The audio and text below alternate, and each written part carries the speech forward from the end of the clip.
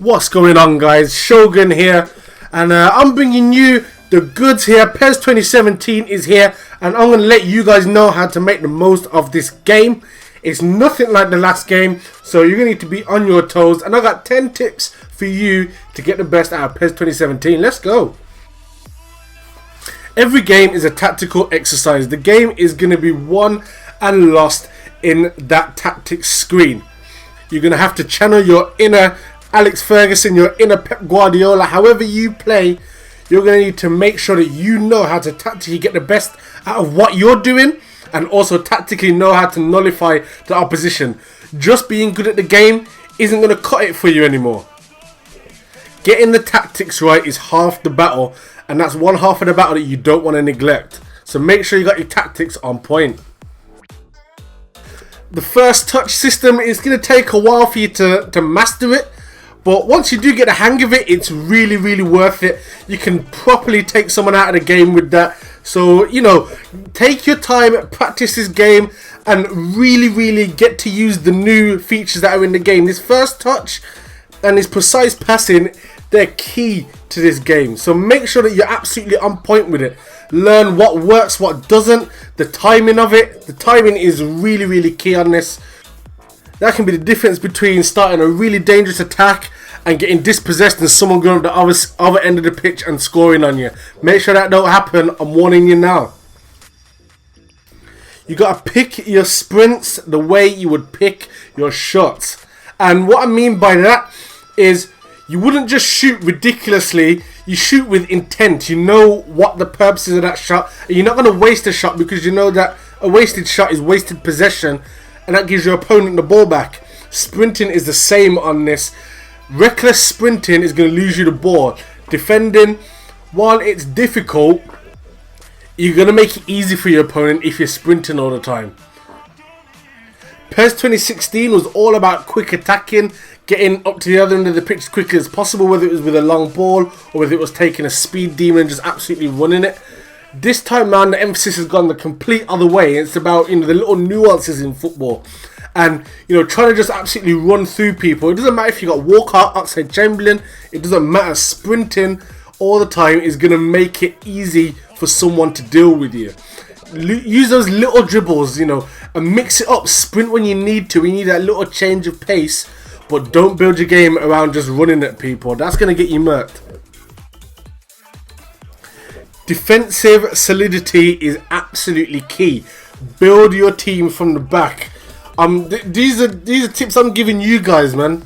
As this game gets further along, people are going to master the attacking side of the game, and people are going to become very unpredictable. And what you need to do, whether it's on Master League, whether it's on myClub, however you're building your team, you need to make sure that your defense is absolutely on point, because you're going to need to be able to deal with whatever someone throws at you.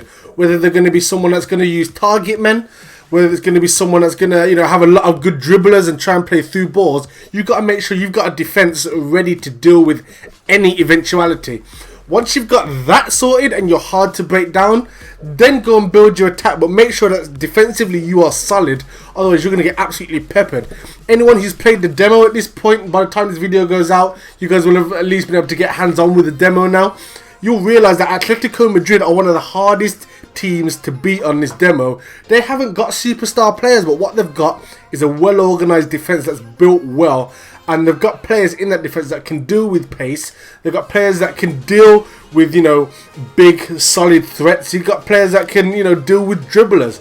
So take a leaf out of that book there and build your defence solid and set the foundations right. You're going to need to mix it up, both in attack and just in your general selection. Building a team that's built to play one way, it's not really going to cut it this year. You're going to have to be exceptional at that one style of play if you're going to try and get any success like that. The best way to really go about it is to build a team that can do a bit of everything. You're going to have specialists. Let's not be ridiculous about it. You know, Arsenal are going to build with Giroud, and it's worth, you know, if you're playing with Arsenal, learn how to use a target man. You know, there are two main striking options, as Giroud and Welbeck, both relatively strong physical players up top. You know, but at the same time, they've got a lot of technical players in that team as well. So, you know, when the target man thing ain't really going for you, you can go out wide, or you can, you know, mix it about in the midfield. You got Ozil, you got Cazorla, you got Oxlade-Chamberlain, who've all got a bit of technique about them.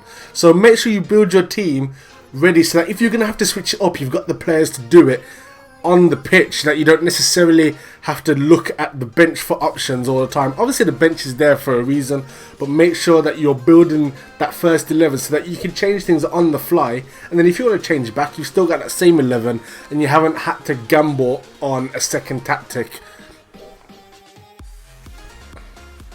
Use your tactical options carefully. Of course, the game is new, you're going to want to play with the new tactics, and by all means, please learn what they all do and, you know, experiment with them.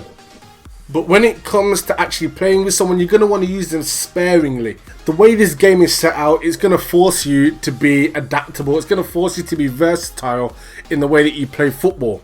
So if you've got tiki-taka set on the whole time, the computer's going to set your team out to play that, and if you're going to want to switch it about, it's not going to work. It's going to feel really awkward, really disjointed. I've tested it out and it's a real problem. Like even with Barcelona, you try and play anything other than tiki-taka when you've got that selected, and they feel weird. They don't feel good. Literally use them for situations. That's what it's there for, you know. If you're looking to start doing things out wide, use the, you know, the hug the touchlines one. Use the one where you send your fullbacks going. Use the one where you rotate out wide. But it's all for a situation and a passage of play in the game. Think of them as tactical situations rather than just advanced instructions. The attack and defense balance is going to be a continuous ongoing battle with yourself and your opponent. And it's something worth being aware of now at this point. The attack and defensive levels are going to become a key part of most people's games. And it's going to be kind of a bit where you call someone's bluff, whether you take the impetus or whether you let them decide how they're going to play and you counter that. It's an ongoing chess match, and it's something you should, you know, pay attention to. Always be aware of how your opponent is setting out, and try and get in their head and understand why they're doing that. What is their goal for that? Obviously, everything you do is to try and win you the game. Understand why their choice to attack at this point, or their choice to go very defensive at this point. Why are they doing that? And think accordingly. And also, vice versa. You gotta kind of take the ball by the horns yourself as well. Don't always wait for your opponent to make that decision. You've got a game to win. Just make sure that you don't go too reckless with it. Going all out attack is going to get you stung. At the same time, sitting all the way back is going to invite a lot of pressure. So, you know, it's all about balance and reading the game and making the adjustments according to that. Get familiar with using less pass assist.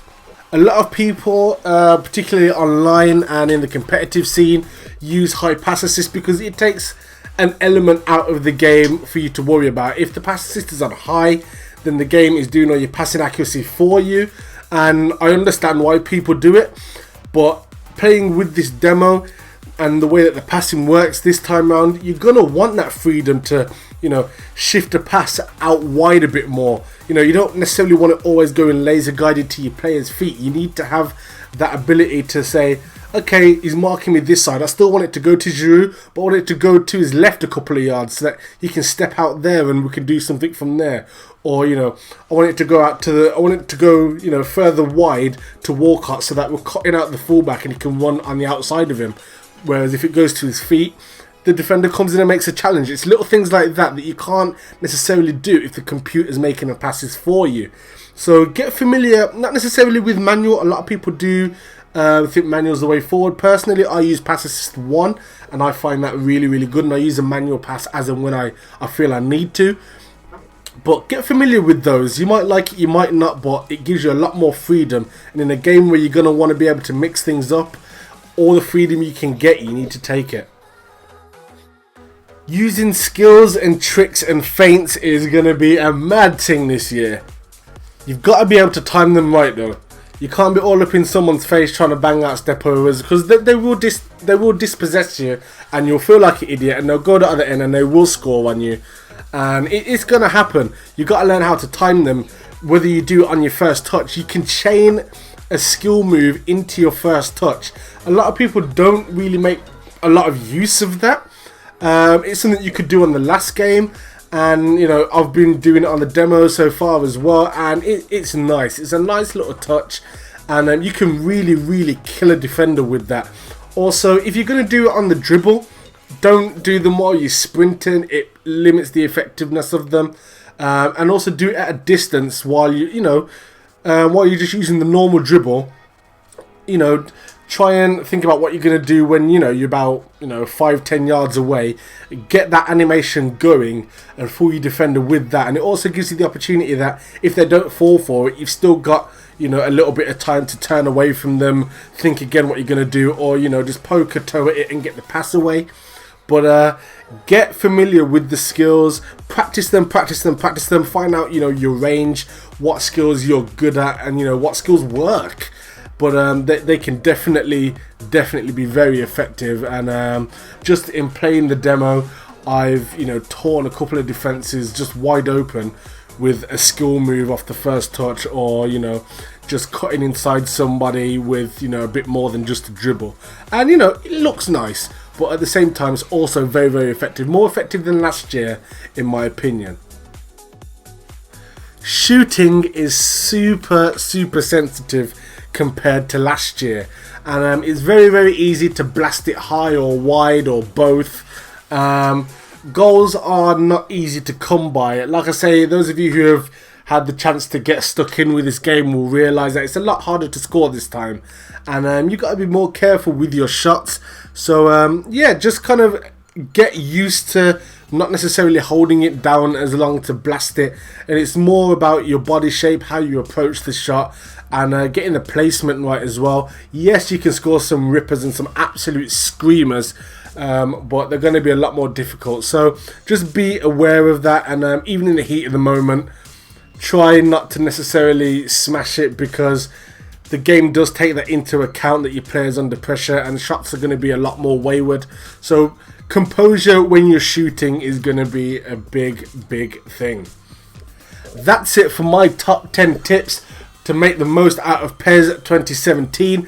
If you found this useful in any way, if you found any of these tips useful, give it a big thumbs up, support the video, and for more content like this, subscribe. I'm going to be bringing out tons of content this year on PES 2017 while the demo's out and while the full game's out as well. So if you want to see plenty of that, both offline content and online content, subscribe down below, and I'll be seeing you soon. Take care and peace.